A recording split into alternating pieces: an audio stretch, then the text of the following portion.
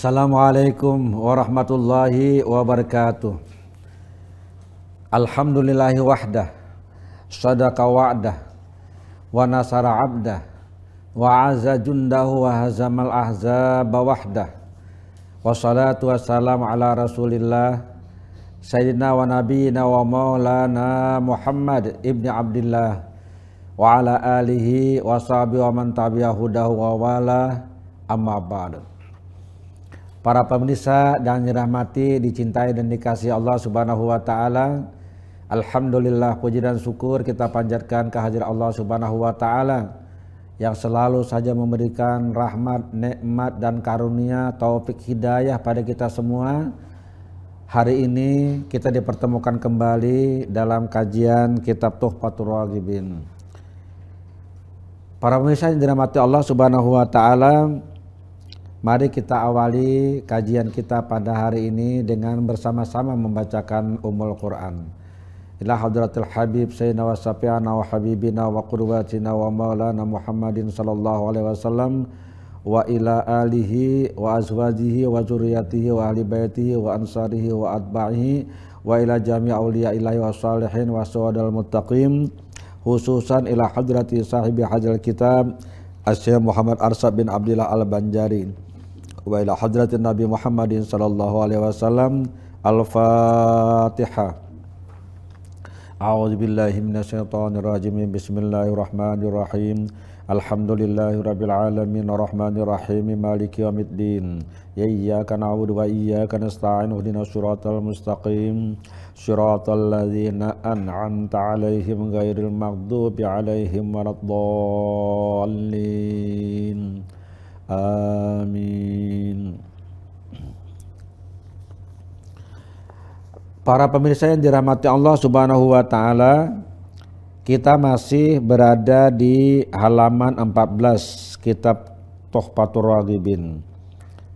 Para pemirsa yang kebetulan pegang kitabnya di rumah, silahkan buka halaman 14. Qala al-muallif rahimahullah subhanahu wa ta'ala wa nafa'ana bi wa bi ulumi fid dharaini amin.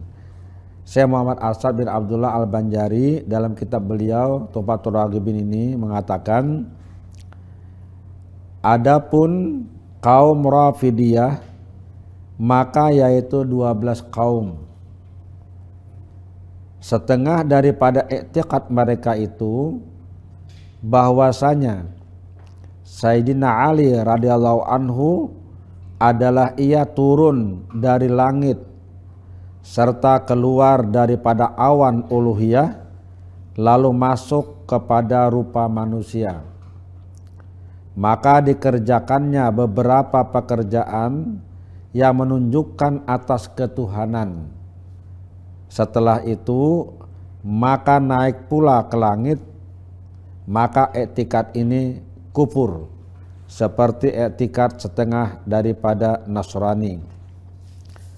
Dan setengah mereka itu adalah i'tikadnya bahwa Sayyidina Ali radhiyallahu anhu itulah Nabiullah dan Jibril membawa wahyu kepada Muhammad itu tersalah.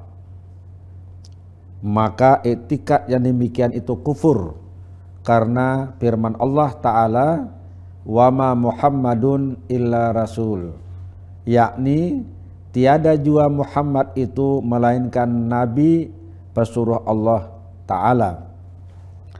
Dan setengah mereka itu adalah i'tiqad bahwa Sayyidina Ali karamallahu wajah itu bersarikat dengan Muhammad sallallahu alaihi wasallam pada nubuwah, maka i'tikad ini kufur. Para pemirsa dirahmati Allah Subhanahu wa taala, kita cukup sampai di situ dulu kita baca. Coba kita lihat satu persatu pada paragraf ini menceritakan atau menyampaikan i'tikad atau kepercayaan, keyakinan yang dianut oleh kaum Rafidiyah tentang kedudukan Ali bin Abi Thalib. Yang pertama, i'tikad mereka itu menurut beliau itu bahwa Sayyidina Ali radhiyallahu anhu adalah ia turun dari langit. Jadi dikatakan Sayyidina Ali itu turun dari langit serta keluar daripada awan uluhiyah. Uluhiyah itu maksudnya ketuhanan, lalu masuk kepada rupa manusia. Jadi berarti menurut paham mereka Ali bin Abi Thalib itu adalah Tuhan gitu. Dan maka dikerjakanlah beberapa pekerjaan yang menunjukkan atas ketuhanan. Atas ketuhanan. Jadi ada beberapa kegiatan, kata beliau, pekerjaan yang menunjukkan atas sifat-sifat Tuhan, pekerjaan-pekerjaan ketuhanan. Setelah itu maka naik pula ke langit. Maka etikat ini kufur. Jadi luar biasa dalam pandangan mereka, etikat mereka, kedudukan Ali bin Abi Thalib itu. Datang dari langit, turun dari langit, kemudian naik lagi ke langit. Nah, pendapat semacam ini kata Syekh Muhammad Al-Asra'anjani itu tidak benar. Etikat ini adalah etikat yang kufur. Karena menempatkan posisi Ali bin Abi Thalib sebagai makhluk Allah Subhanahu wa taala pada posisi Tuhan. Ini salah satu bentuknya. Nanti yang lain ada yang mengatakan bahwa Allah masuk ke dalam diri Ali bin Abi Thalib.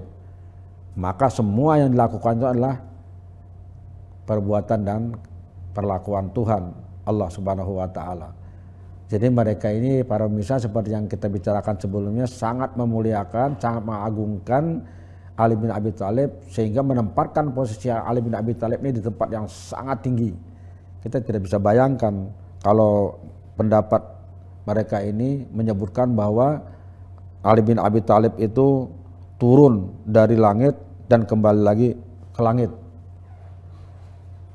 Ketika turun dia berwujud seperti manusia. Tapi intinya adalah dia Tuhan. Ini kan luar biasa ini. Bagaimana mungkin makhluk dipersamakan dengan Allah Subhanahu wa taala. Makhluk itu yang diciptakan, Allah itu yang menciptakan. Dan sejarah juga menunjukkan bahwa Ali bin Abi Thalib itu memang anaknya Abu Thalib, lahir seperti manusia biasa. Itu realitas yang tidak bisa dibantah. Beliau itu sepupunya Rasulullah SAW, bersama Nabi sejak kecil. Beliau adalah orang pertama dari golongan anak-anak yang masuk Islam, bersyahadat asyhadu alla ilaha illallah wa asyhadu anna Muhammadar Rasulullah. Bukan turun dari langit, apalagi kembalinya ke langit. Sama sekali tidak.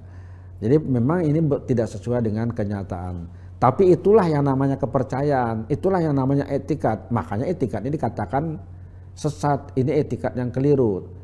Dalam istilah lain, terlalu mengagung-agungkan, memuliakan sebagai wujud cinta yang luar biasa kepada Ali bin Abi Thalib sampai melampaui batasnya. Maka beliau mengatakan di sini, maka etikat ini kufur.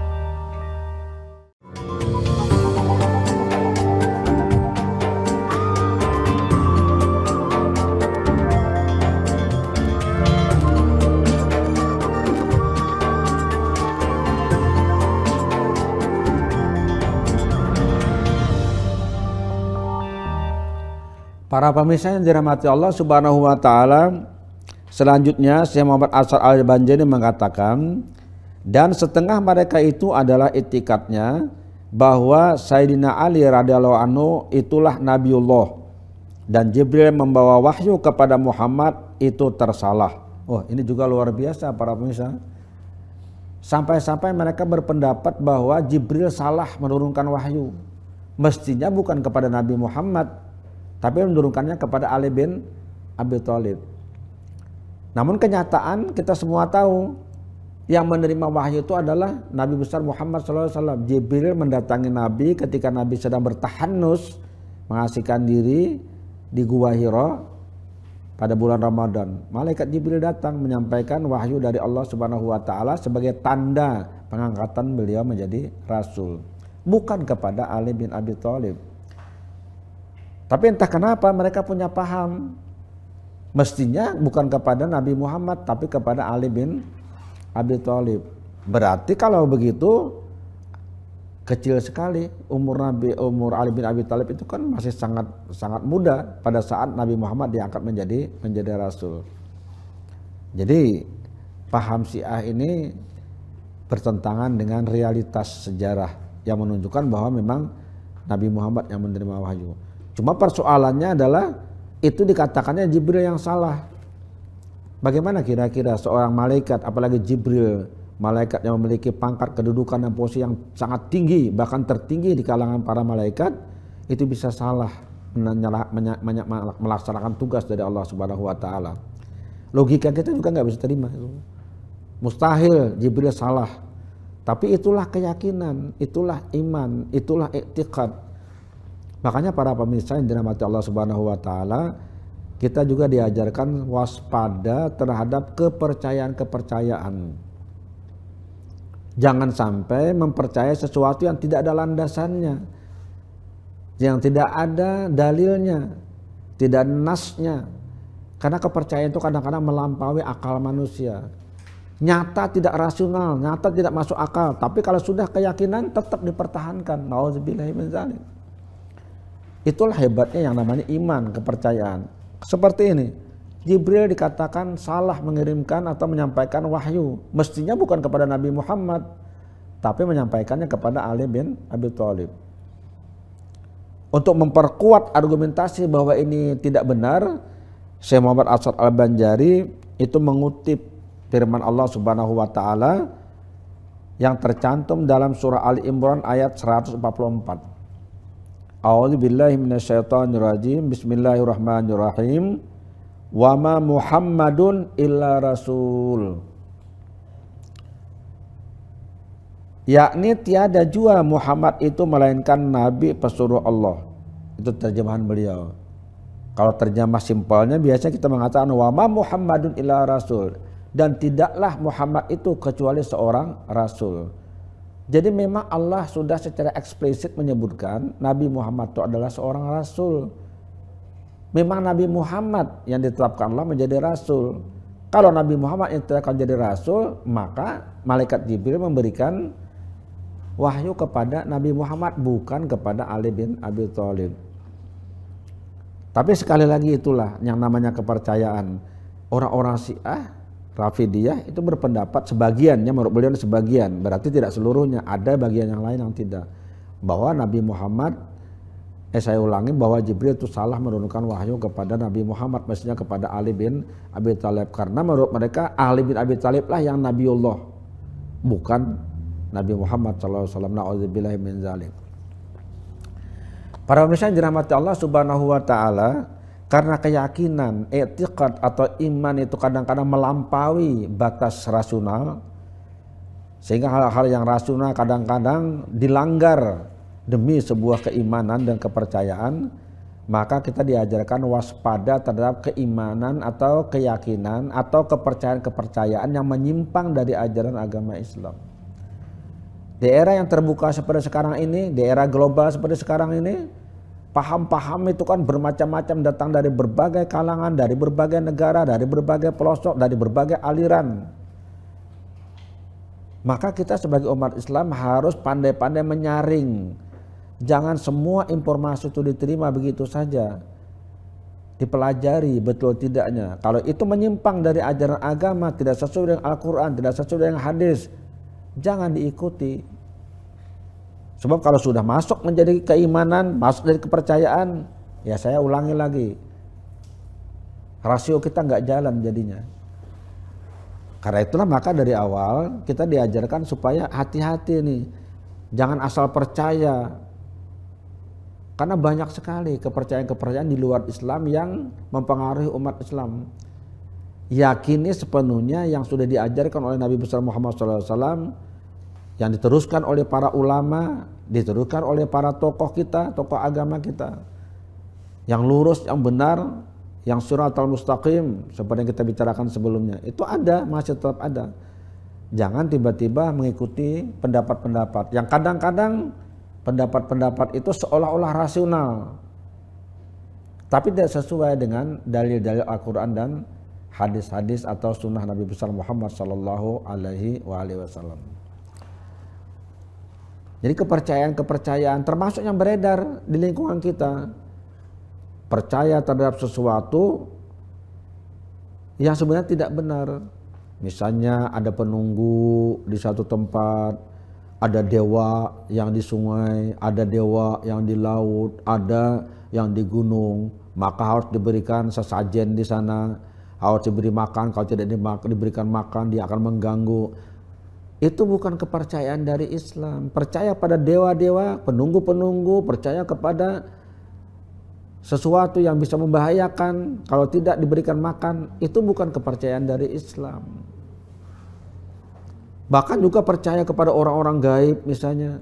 Hati-hati, dari mana itu sumbernya? Memang dalam agama Islam ada percaya kepada yang gaib. Dalam Al-Quran juga sudah ditegaskan oleh Allah di awal surah Al-Baqarah. A'udzubillahi minasyaitonirrajim. Bismillahirrahmanirrahim. Alladzina yu'minuna bil ghaibi wa yuqimuna sholata wa mimma razaqnahum yunfiqun. Orang-orang beriman, orang bertakwa kepada Allah, muttaqin itu adalah alladzina yu'minuna bil ghaib. Mereka percaya kepada hal-hal yang gaib. Kemudian wa yuqimuna sholat, mereka mendirikan salat dan mereka menafkahkan sebagai harta benda mereka kepada Allah Subhanahu wa taala dalam bentuk zakat atau sedekah. Zakat memang dimaksud di situ. Wa mimma razaqnahum yunfiqun. Nah, ada kata-kata yu'minuna bil ghaib, percaya kepada yang gaib. Tapi yang gaib ini adalah sesuatu yang tidak tersentuh, terjangkau oleh indera manusia. Dijelaskan oleh Allah apanya yang gaib. Pertama Allah sendiri. Yang kedua misalnya malaikat. Yang ketiga ada jin, ada setan, ada iblis. Kemudian ada lagi misalnya surga, neraka, dan lain-lain. Kita tidak bisa menjangkau dengan indera kita, tapi diberitahukan itu ada. Itu yang gaib. Nah, jadi hati-hati dengan kepercayaan-kepercayaan selain dari yang datang dari Islam. Kalau nggak ada keterangan Al-Quran, nggak ada keterangan dari hadis, jangan mempercaya begitu saja. Karena itu berasal dari luar. Kita harus waspada para pemirsa yang dirahmati Allah Subhanahu wa taala.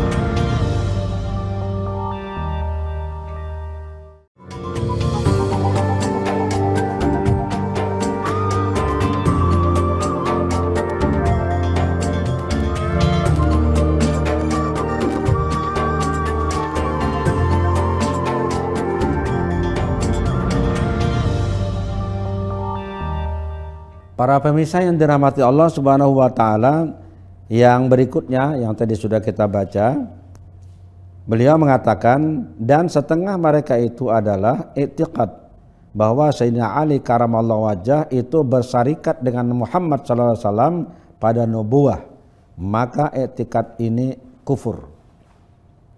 Apa maksudnya para pemirsa kira-kira ini? Bersarikat itu artinya bersatu. Kalau kepercayaan atau i'tiqad sebelumnya mengatakan bahwa yang Nabi itu adalah Ali bin Abi Thalib, bukan Nabi Muhammad. Jibril salah menurunkan wahyu. Berarti hanya satu yang Nabi, Ali bin Abi Thalib. Kalau yang ini tidak, i'tiqadnya bersarikat. Bersarikat itu artinya bekerja sama antara dua orang atau lebih untuk sesuatu. Nah, kalau disebut istilah beliau di sini, Ali bin Abi Thalib bersarikat dengan Nabi Muhammad, berarti Nabi itu bukan hanya satu, bukan hanya Nabi Muhammad, Ali bin Abi Thalib juga Nabi. Cuma bedanya yang terdahulu tidak mengakui Nabi Muhammad sebagai Nabi karena Jibril salah menurunkan wahyu. Kalau yang ini tidak, Nabi Muhammad iya memang Nabi, tetapi Ali bin Abi Thalib juga adalah Nabi. Nah, jadi sekali lagi ini karena mengkultus individukan seseorang. Tidak ada dalilnya, tidak ada nasnya yang menunjukkan itu. Mereka memahami sendiri kemudian menyimpang. Para pemirsa, pelajaran yang paling berharga memang di dalam kajian kita hari ini antara lain adalah bahwa kalau seseorang memahami sesuatu tanpa ada yang membimbing, potensi untuk menyimpang itu terlalu besar. Bahkan jauh lebih besar dibanding kebenaran. Apalagi kalau menyangkut tauhid. Karena itulah maka diperlukan ada yang memberikan bimbingan. supaya jangan sampai menyimpang dari ajaran Islam yang benar. Ini kan unik ini, paham Rafidiyah ini yang mengatakan bahwa Ali bin Abi Thalib itu bisa bersatu dengan Nabi Muhammad dalam soal kenabian. Artinya dia menempatkan Ali bin Abi Thalib sebagai nabi bersama dengan Nabi Muhammad SAW. Yang tadi malah Jibril yang salah. Itu ekstrim lagi. Nah, karena itulah maka para misal dirahmati Allah Subhanahu wa taala, kita sekali lagi ya, kita diajarkan untuk berhati-hati, untuk waspada. Kalau ada paham ini masuk, apalagi paham itu disebarluaskan melalui media-media sosial yang sekarang sangat terbuka. Berbagai paham, berbagai aliran itu dengan sangat gampang. Kadang-kadang bahkan mengelabui dengan kalimat-kalimat yang seolah itu benar, padahal isinya tidak benar. Jadi kalau kita membaca artikel, ada membaca berita di gadget misalnya melalui Google, misalnya kita buka, pelajari baik-baik lebih dahulu. Kalau bisa lihat sumbernya, siapa sih yang mengeluarkan artikel itu, informasi itu dari mana, siapa orangnya, atau lembaganya apa. Kalau ternyata itu bukan dari kelompok Ahlus Sunnah wal Jamaah, waspada kita membaca. Untuk pengetahuan silakan, tapi hati-hati jangan sampai terpengaruh dengan pemikiran yang ada di dalamnya. Karena menurut beliau di dalam kitab ini, sekali lagi ya kita tegaskan, hanya aliran Ahlus Sunnah wal Jamaah itu yang benar. Karena sesuai dengan Ahlus Sunnah, sunnahnya Nabi. Siapa lagi selain Nabi yang kita ikuti? Beliau adalah uswatun hasanah. Yang kedua, sahabat-sahabat Nabi. Sahabat itu orang terpercaya. Mereka adalah orang-orang yang diberikan oleh Rasulullah SAW pujian-pujian dan keistimewaan-keistimewaan sendiri diberikan oleh Allah Subhanahu wa taala. Ikuti sahabat, ikuti Nabi, ikuti juga para sahabat. Makanya disebut Ahlus Sunnah wal Jamaah. Ikut sunnah Nabi, ikut sahabat Nabi. Nah, para pemirsa yang dirahmati Allah Subhanahu wa taala, dalam perkembangan teknologi informasi modern sekarang ini, semua informasi itu gampang masuk ke dalam rumah kita. Hanya melalui HP kita bisa baca sekian banyak artikel, sekian banyak berita, sekian banyak informasi yang campur aduk di dalamnya. Tidak mustahil sebagian darinya itu adalah paham-paham yang tidak sesuai dengan paham yang diajarkan oleh Nabi besar Muhammad sallallahu alaihi wasallam. Kelihatannya mungkin rasional, kelihatannya mungkin masuk akal, kalimat-kalimatnya menarik dan indah dibaca, tapi pelan-pelan merasuk paham kita. Karena itulah para pemirsa, kajian tentang Ahlus Sunnah wal Jamaah ini saya kira perlu digalakan. Di musala-musala, di masjid-masjid, di surau-surau, langgar-langgar, majelis-majelis taklim, jangan hanya bicara soal fikih. Fikih bagus fikih, tapi juga tauhidnya. Supaya orang paham, oh ini aliran apa, ini aliran apa, ini aliran apa, supaya kita paham.